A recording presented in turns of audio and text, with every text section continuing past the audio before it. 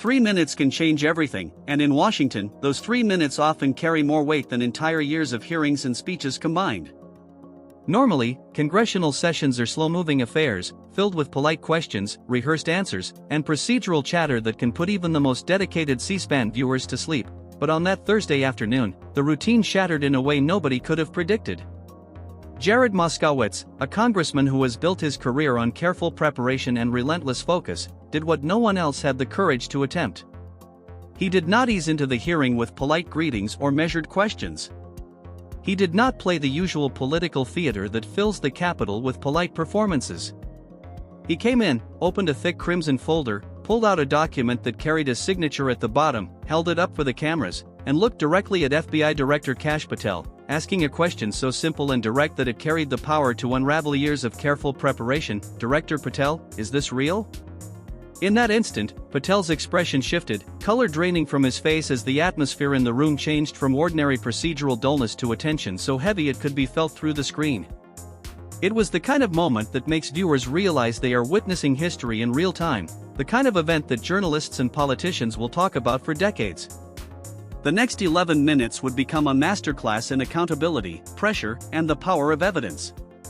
What followed would expose the cracks in a system designed to protect powerful individuals and reveal the lengths to which some would go to keep secrets buried. It was the kind of congressional moment people dream of capturing, a moment that would be replayed, analyzed, and dissected endlessly, and it all began with a single folder and a single question. The hearing itself had started like any other, a routine oversight session of the Senate Judiciary Committee on a Thursday afternoon at precisely 2:47 p.m. Eastern Time.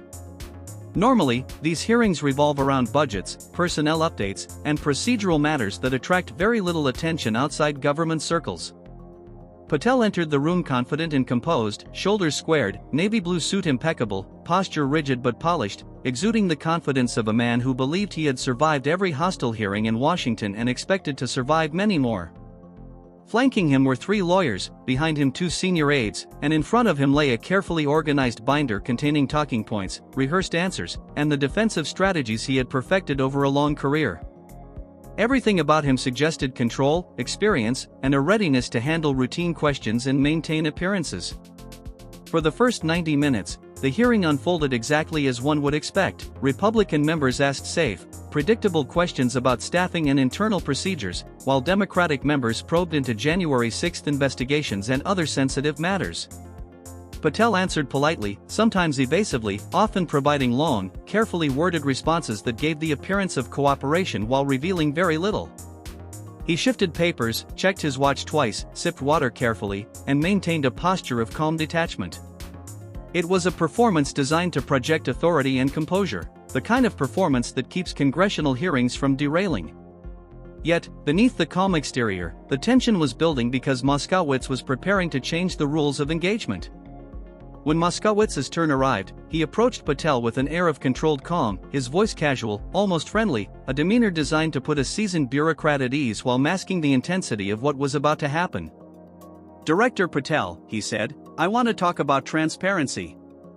Patel nodded, the kind of nod someone gives when they believe they understand the direction of the questioning. "Of course, Congressman. The FBI is committed to transparency within the bounds of," he began, offering the standard lines he had delivered countless times. But Moskowitz interrupted smoothly, his tone calm but precise, the kind of smile on his face not warm but measured, the smile of a prosecutor moments away from delivering a decisive blow. "Because I have some documents here that the American people deserve to see." He reached for a thick red folder, almost weighty in appearance, bursting with at least 40 pages, each tabbed with yellow sticky notes. This was not a random folder pulled from a filing cabinet. This was a meticulously prepared package of evidence, organized to maximize impact. Patel's expression remained neutral, but subtle changes in his hands betrayed a slight tension, fingers tightening imperceptibly on the edge of the table as if subconsciously bracing for the impact of what was about to unfold. "Congressman, I am happy to discuss any materials that have been properly cleared for release," he began cautiously. "These have been declassified," Moskowitz cut in, "as of 11 p.m. last night. They are now in the public domain, which means I can read them aloud here, right now. And there is nothing you can do to stop me." The intensity in the room became almost tangible. Even the C-SPAN camera operator, who usually maintains a distant, static shot, zoomed in on the action. Senators leaned forward, staffers shifted in their chairs, and the air became thick with anticipation because everyone present sensed that this was no ordinary moment in congressional history. Moskowitz began presenting the documents. They were related to the FBI's investigation into Jeffrey Epstein, specifically materials detailing individuals who visited Epstein's properties, traveled on his private aircraft, and appeared in witness statements. He looked at Patel directly and asked, "You are familiar with these files, correct?" Patel's jaw tightened. "Congressman, the FBI maintains extensive records on many investigations," he said cautiously. "Without seeing the specific documents, I am about to show you the specific documents," Moskowitz replied. He began with a visitor log from Epstein's Palm Beach residence, dated March 14, 2003. He read through the initial names, some unknown to the general public, others already linked to Epstein in prior reporting. But when he reached the fifth name, the room fell completely silent, the kind of silence that indicated everyone present was holding their breath, waiting for what would come next. "This name appears 17 times in these logs over a 6-month period," Moskowitz stated, emphasizing the repeated presence. "And yet, when Congress requested these documents 2 years ago, they were classified as too sensitive to release." Patel reached for his water glass, hands steady, but the pause before he spoke revealed far more than words could express. "Classification decisions involve complex considerations," he said. "Privacy, ongoing investigations, and other factors are considered." "There is no ongoing investigation," Moskowitz snapped. "Epstein is dead, Maxwell is in prison. This is not about protecting an investigation. This is about protecting powerful people." Then Moskowitz presented a second, even more consequential document, a flight manifest from Epstein's private jet, colloquially known as the Lolita Express. He read aloud the date, July 22, 2000, pausing to let it sink in. 4 names were listed. 3 had been publicly disclosed years ago. The 4th, however, had been redacted under Patel's authority, just 3 months after he became director. Patel attempted to respond, but Moskowitz held up a hand.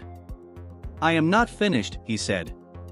"This redacted individual appears on 12 separate flight manifests, traveling to locations including Palm Beach, New York, and the U.S. Virgin Islands.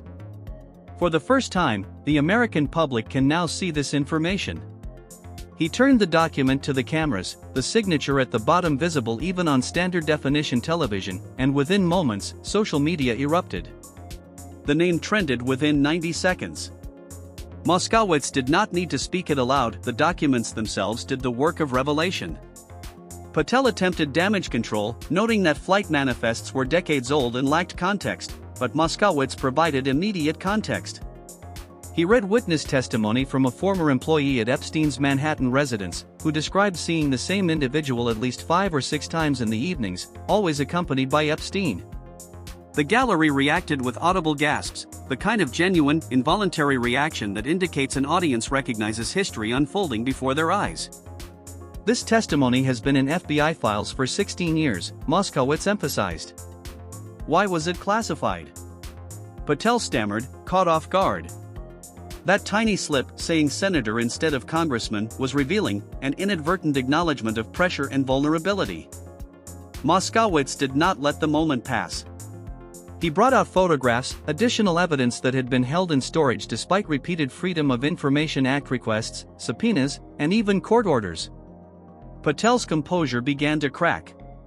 Sweat appeared on his forehead, subtle but noticeable under the bright lights. His aides were helpless, his lawyers could offer no solution. The pattern of concealment and protection was laid bare, one document at a time. Moskowitz then stood, an unusual move in congressional hearings, signaling both defiance and intensity.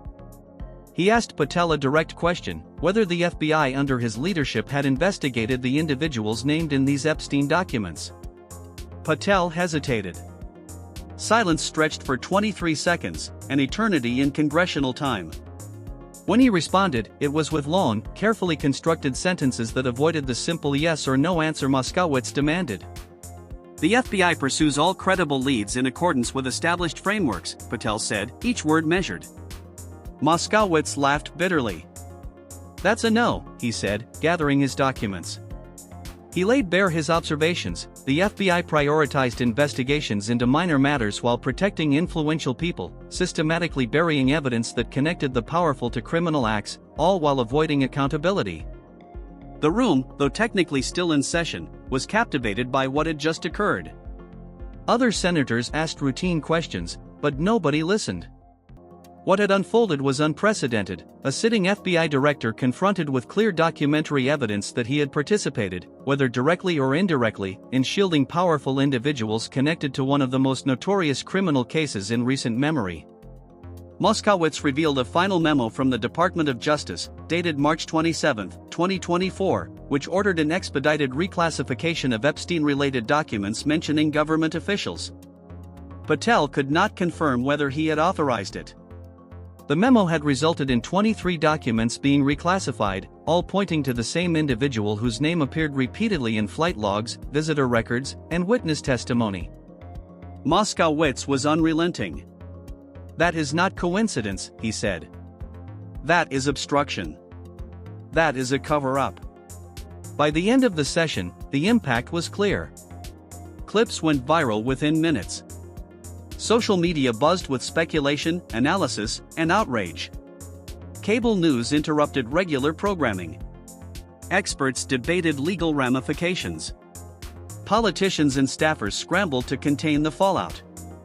The evidence was no longer hypothetical, it was official, undeniable, and publicly visible. Powerful people who had long remained untouchable were exposed, at least on paper, and the American people could now see the documents for themselves. Moskowitz had accomplished something extraordinary. In a span of 11 minutes, he presented proof that powerful individuals were shielded, victims ignored, and documents systematically hidden, all while Patel, despite years of preparation and composure, struggled to respond. The hearing would be remembered as a turning point, a rare moment in which accountability was pursued not with speculation or rhetoric but with tangible evidence. For decades, the Epstein case had been surrounded by suspicion. Now, through methodical presentation and unflinching questioning, those suspicions had been substantiated in front of the nation. The documents, photographs, and testimony presented that day made clear that protecting the powerful had been prioritized over justice. And for Jared Moskowitz, those 3 minutes had been enough to reveal a story the world could no longer ignore. History had been made, and Washington would never be the same.